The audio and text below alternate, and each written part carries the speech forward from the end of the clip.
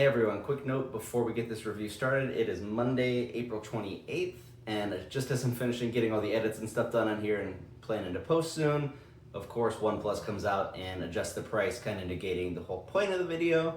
But luckily most of the points made in it all still hold true and work just the same. So just FYI, I'm going to be talking in here about the price being $500 from the tariffs and everything, and now they have lowered it back down. It's $349.99, up like 15 bucks from what it was before, so pretty reasonable. And they did say too that anyone who was crazy enough to go out and pay the $500 for it, they're going to pay back the difference. So keep that in mind if you're considering this while you watch the review, and otherwise enjoy. Let's get to it. Hey everyone, here with my review of the OnePlus Watch 3. I took a little time getting to know the watch, so now we're forced to ask the question after recent news, is this worth the extra $170? As most people know by now, the price shot up from $329.99 during pre-orders all the way to $499.99, most likely due to the tariffs. We're not going to get into all that, but you should still be able to get the same discounts I did, thank God, when I jumped in early. That there's a $30 coupon, and then you get 50 bucks off just for saying you're going to recycle some old product, even if you don't follow through on it.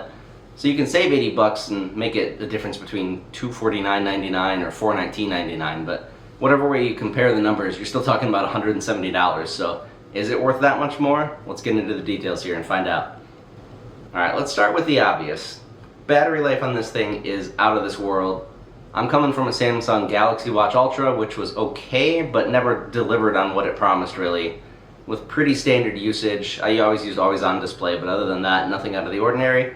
I was lucky if I got maybe a day and a half on that watch. It was pretty much I had to charge daily, and if I didn't top it off by the middle of the next day, I was kind of dying or dead.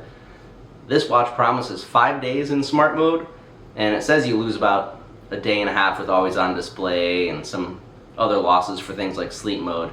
And so far, it's exactly on the money with what it promises. I'm using the smart mode, but I keep always on display on. I do every bit of sleep tracking it allows. I have the screen timeout set for way too long just because I like to keep it on as much as I can. Normal workout tracking, all that kind of stuff. And if anything, it's over-delivering. I'm not getting the 5 days, obviously, with all those things I'm using, but I'm actually getting 3.5 days, no problem at all.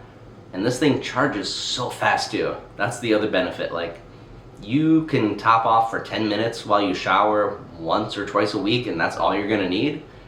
So far that has kind of blown me away. Like, I don't hardly have to think about charging this thing at all. And even when you need to, the charging brick, I'll pull it out here, it's actually, I would say, a big plus too. Not that that's going to make or break whether you get this thing or not, but instead of having a big cord to carry around all the time and only being able to use that, it's just this easy little travel around thing, plug into any USB-C. An added bonus, it connects magnetically with a really strong magnet, so you're not going to have issues like times where I went to put the watch on and it just sort of slid off, and then an hour and a half later I come back to get the watch thinking I'm at 100% and it's just dead. So this is a shockingly good benefit that you don't really think about.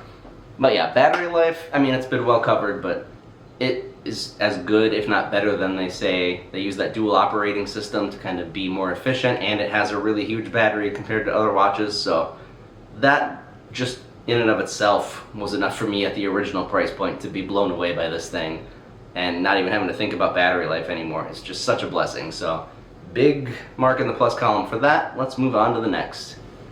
I'm relatively new to the OnePlus world, hadn't tried any of their stuff before, phones, watches, or anything, but I read enough of the reviews when thinking about getting this that I saw the biggest gripe with the Watch 2 was that it had the little crown thing, which was cool, but it just did nothing. It was a little fidget toy and had no actual purpose other than just aesthetics, I guess. And this time around, they definitely fixed that, and I think it's great. Coming from the Watch Ultra especially, that thing drove me nuts. The digital bezel just never delivers like you hope.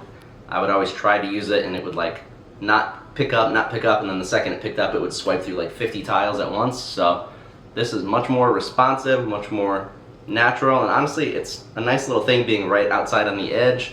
They do a good job offsetting the buttons. I mean, I'll show you some pictures, probably not just this isn't going to show you very well, but the way it's offset means you're never like bumping it with your wrist accidentally.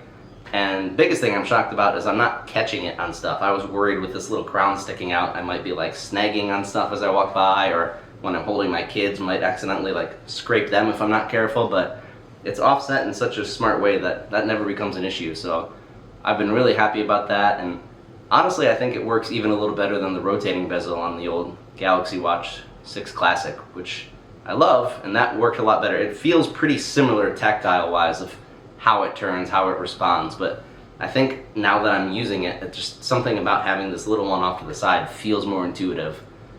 Now, it's really fun having the rotating bezel. There's something about just spinning that around. Even before the days of smartwatches, I always loved having one with a bezel that spun around for diving purposes. Even if I never took it diving, I just loved spinning it. Could be the ADHD, who knows. But this one, you get the best of both worlds. You spin it around, you get the good responsiveness, all kinds of good things. Now, in addition to the rotating crown, it's also just great functionality from the buttons. The crown doubles as a button, so you are able to tap it to bring up your apps. You're able to program it for a double tap, for a hold, and then the other button you do the same thing, tap, double tap, hold. So it's almost too many customizable options, honestly. I ran out by the sixth thing, because it's like, the crown, it's like you tap, bring up your apps, and then what else do I have? I did the assistant, the flashlight, workouts, the power menu, and then for a sixth thing I was running out, so I just used the 60-second health check option, which I'm almost never going to use, but I was just running out of things that I wanted to be able to pull up. So maybe I'll think of a better thing down the line, but lots of customization with the buttons, all kinds of easy access, so that's really cool. The one negative I'd say on the crown is that it's built for scrolling up and down, not side to side. So when you're going through the different tiles, you're not able to really navigate it that way. Once you click on one of the tiles, you're able to scroll up and down and see everything really well. But I could see that getting a little annoying if you're swimming or in the middle of a workout and real sweaty and you're just trying not to touch the screen. There's some areas where you're not going to be able to navigate just with the crown, and I feel like that may be a bit of an oversight, but overall not something I've noticed too much, just sort of anticipating it could be an issue for some. But yeah, in general, big plus on the crown too. Love the way they did that redesign. Now, I mentioned working out. One thing I also love on this watch is the display when you're working out. It gets all the relevant data that anyone who's not a marathon runner or anything is going to want in there. And the thing I think is particularly cool is that while it does have a little spot showing your heart rate zone, it also color coordinates that, so the text is in a certain color and you see 5 different colors around the outside. So you don't have to, like, you're running, you don't want to stop and hold up your watch and have it not counting those steps for the few seconds you're checking your data. So if you're just interested in seeing what heart rate zone you're in, you can kind of just glance corner your eye, see what color it's in, and have a good idea if you're hitting your target zone or not. I think that's pretty cool. I would say the interface and the operating system of the watch as a whole is pretty intuitive, pretty easy to use. The O Health app, not as good as the Samsung Health app yet. But honestly, the stuff on the watch is easy enough to navigate and displays clean enough that I haven't felt the need to open the app very often. Maybe the only time I do is if I'm in the middle of a workout and I just want to be able to use my non-watch hand to kind of look at some data without risking, like I said, not counting some of the steps. I know the steps are happening whether the watch counts it or not, but I'm such a numbers guy and so all about tricking myself into getting the data to make me work out that I need the watch to count it. So overall though, yeah, you don't use the O Health app often. Hopefully it gets a little better over time, but the stuff on the watch is really great. No problems with that at all. If I'm being honest, like the first day or two, it was a little bit of getting used to. Everything just felt like it was in a different place. Kind of felt like being on vacation, getting used to a new house or something like that, where everything just feels a little off from what you're used to. But like realistically, it ends up being like kind of the difference of switching from Android to Apple or switching from Canon to Nikon with cameras. It's that kind of thing where both are always great and it's just a different interface that takes you a few seconds to get used to. But just like with those, once you get adjusted to it, it's all solid. You're not going to notice a difference. Okay, and speaking of battery life from before, one thing I have heard is that third-party watch faces do drain the battery a lot quicker. Now that's going to be an issue for some people. One thing I would say is the battery life is so strong that I would bet you're still getting about the same life you would get on a Samsung or an Apple Watch, even if it's draining it faster. But the other thing I would say is I've been pretty blown away by the watch faces they included from OnePlus, all the stock ones that are more battery efficient. I found 2 that I like in particular, I'll show in a second here. And really I'm going to go through all of them to give you an idea on the stock ones, because that's one thing I wish I could see when I'm looking for a watch is just, hey, you know, what watch face options are out there, give me a better feel for what I'm going to do. I was even trying, when I was thinking about pre-ordering it, to do some Photoshop work, because there wasn't somewhere where you could see the watch with the blue band on and then with a blue watch face, so I was doing some Photoshop work just to get an idea for myself. So I want to give you guys a good idea for that. Speaking of, I highly recommend, just because I'm a sucker for blue stuff, maybe you're not, but I think this Nordic blue leather band looks way nicer than the stock green one that comes with the emerald. So if you're thinking about it, I would strongly suggest you spend the extra 30, 40 bucks, whatever it is for this. Get that blue one. It's got a lot of cool watch faces that you can do that match the blue well. Now the stock watch faces are highly customizable. You can get a lot of cool color schemes. So with the blue, I was able to do a lot of different blue watch faces, which is what I'm going to show you here in the pictures in a second. I was able to just test them all out with blue theme to match the band. You can kind of go outfit to outfit, whatever you're wearing for the day, match things with that. So it is easy to make them look pretty good. I don't feel any need or feel compelled at all to go looking for third-party apps. In the past, I did do that with Samsung. I was, for the last few months on the Ultra, using a third-party app, and the big part of that for me is the AOD. I always want one where it looks as close to the watch face as possible, just a little dimmer, even though honestly if I could, I'd rather it stay exactly the same and they could just have the pixels shift a little or something, and I don't care about the battery at that point. But since I know that's not realistic, I always like one where it looks almost the same, because I hate if you have like a white watch face and then when it goes into AOD mode it's just black with some other stuff. So when it's like you're moving your wrist up, down, you're getting a completely different watch face. I think that looks ridiculous, but that's one thing that's been pretty solid here, is they have two that I've found so far that I really like. Some of them do have that same problem where the AOD is not great, but the two that I like the best do have a pretty solid, just slightly dimmer AOD. So we'll show you that in a second. Now this one that I found, we'll show you two. This is the one I'm going to show that's my favorite. We'll get a better look in a second. This one you can customize the complications. The other one that you see in like the stock images when you go to buy the watch on the website, also a really cool watch face, but the complications are set on that one. You just get, I think it's steps, heart rate, and calories.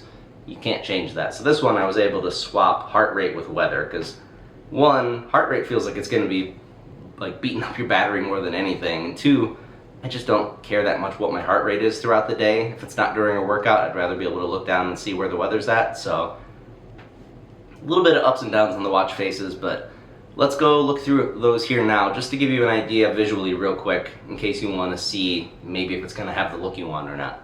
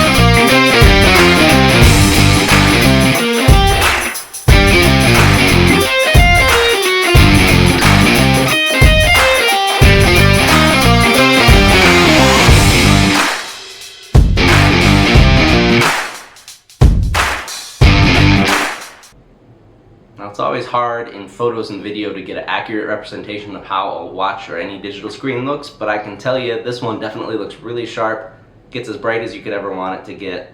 I think it compares favorably to the Samsung Ultra. Honestly, I think it's a little bit better, especially in the animation. Sometimes the Watch Ultra would have like a little bit of lag when you move from thing to thing. This one, I've never seen that yet.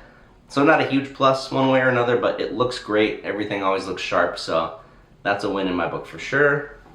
Okay, a couple of small notes here. Sometimes you see things say that certain features are going to work better if you have the same sort of network of devices. So if you have a OnePlus phone, you're going to get better features on this or that. So I was pleasantly surprised to see that the camera control feature works just fine on my Pixel phone. That was nice.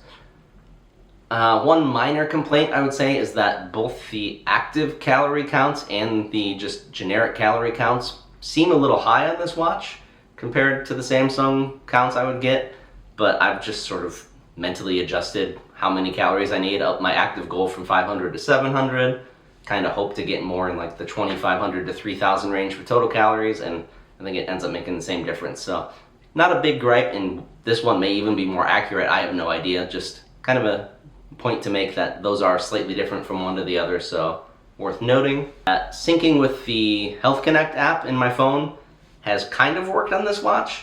I've had it give really good results when I'm like walking my kids at night to get them to sleep and I can't move the arm and it's just sort of like this and I'm walking around so the watch isn't registering the steps. I've gotten good numbers from the phone just from the leg moving around, but I do also like to work with a walking treadmill where I'm sitting there typing like this the whole time, and I've had issues getting that to work. With the Samsung watch, that wasn't happening. It was working great, so that's a kink I'm trying to work out. I'll update if that gets better.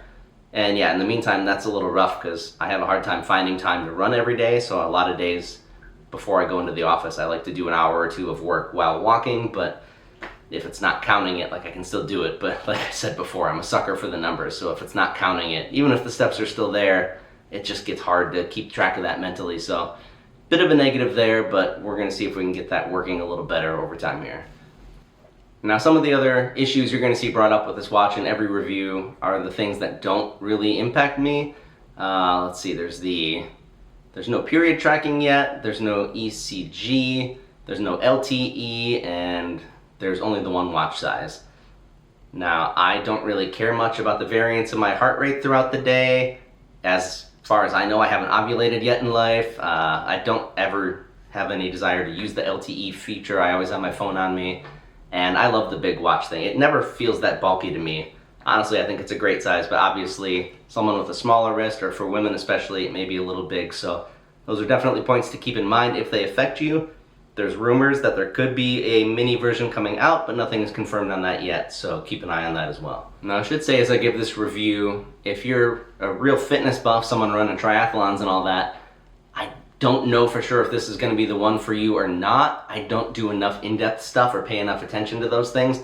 I can attest that the workout sections do have all kinds of data for balance between left foot, right foot, or data for how long you're making contact with the ground. It has all kinds of in-depth stuff, so it seems great. I just don't know how it compares to a fitness targeted watch like the Samsung Ultra, so I would say if that's what you're looking for, seek out some reviews from some slightly more fitness geared people. I'm just someone who's trying to fight the natural effects of aging and parenthood and trying to not get out of shape completely and be able to still run around chasing my kids without running out of breath all the time. So beyond that, I don't care as much. I just want the watch to motivate me and track my workouts that way. And after that, I just love having a nice looking sharp display with great battery life, and that's what this has brought me. So it's been a win for me for sure. But yeah, if you're looking for fitness specific stuff, maybe do a little more research before you jump into this one. So that's getting us near the end here, and we still have the ultimate question left. Is it worth the extra $170? I'll say before we get into that, I love this watch. I think it's the best WearOS watch I've seen. I was on Samsung from the Watch 2 and updated every generation through the Ultra, which initially I didn't plan on even getting the Ultra. I was happy with the 6 Classic and loved the design and thought the Ultra looked a little wonky at first. But then I had such a good deal at one point with trade-ins that I had to try it. Ended up loving the upgrade it had in how it felt from the 6 Classic to that, and stuck with it even though I didn't love the design as much.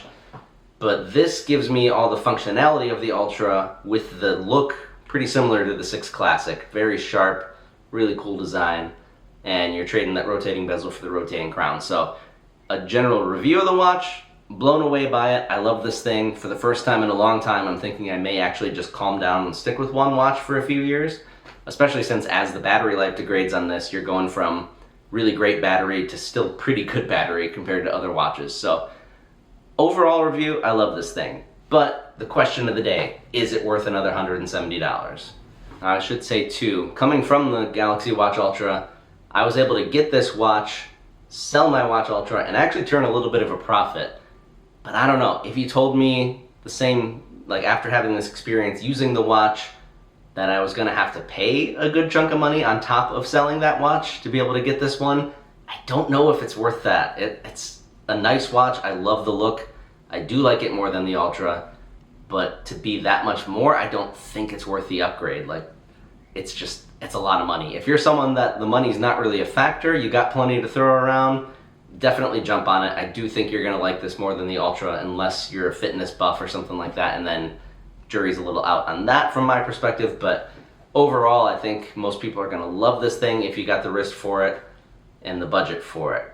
But yeah, if you're someone more like me where you're kinda living a little more paycheck to paycheck, which these days is probably a lot of us, I would say hold off. I think there's a good chance this may end up going back down in price eventually anyway, and even if it doesn't, you can start looking for people selling them on eBay or selling them from other countries where the prices haven't been jacked up, things like that. Or maybe you can even look for someone selling the Oppo Watch X2, which does have that cool one with the blue crown with the indents around it that I strongly considered but didn't want to pay that extra chunk of money, which now it turns out I could have got that one for about what this one is costing now. So yeah, if money is a factor for you, I'm gonna say hold off. I hate to say that because I really think this is a great watch and I want it to do well, and I'm afraid that this price hike is gonna cause it to sell horribly in America, and then maybe they'll leave this market altogether and it's gonna be harder to get these products. But yeah, time will tell. But I'd say with how volatile things have been, just keep an eye. Hopefully things improve, the prices go down, and if it goes back to the other price, I say jump on it. It's great, I love it. So yeah, what do you think though? Were you able to get your hands on the OnePlus Watch 3 before the price jacked up? Were you considering getting it, but then the price went up and now you're holding off? Let me know in the comments, and let me know if you have any other questions about the watch. I'm happy to get a conversation going, answer things down below. So yeah, let me know what you think. We'll see you guys later. Thanks.